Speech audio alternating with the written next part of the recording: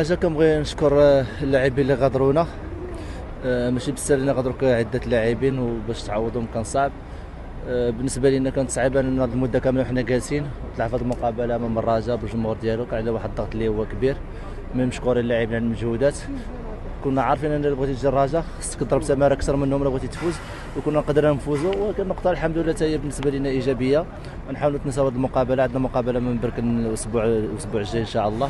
خصنا نبقاو بنفس هذا النسق اللي لعبنا به هذه المقابله باش نزكيو النقاط ديالنا ان شاء الله، ونبقاو في هذا العام في واحد المستوى اللي هو مزيان ان شاء الله. بالنسبه فهم كيديروا علينا واحد الضغط كبير. الصراحه فهم منظمين وقيلا اكثر منا، كتلقاهم في فاس خارج فاس، فهم ديما الحضور ديالهم ديما التشجيع ديالهم. كنتمنى حنا نديروا بالدور ديالنا نديروا الخدمه ديالنا ان شاء الله باش نكملوا هذيك المجموعه اللي هما واللي فيها اللي حنا ان شاء الله باش الفرق ان شاء الله يدير الكلمه ديالو ان شاء الله.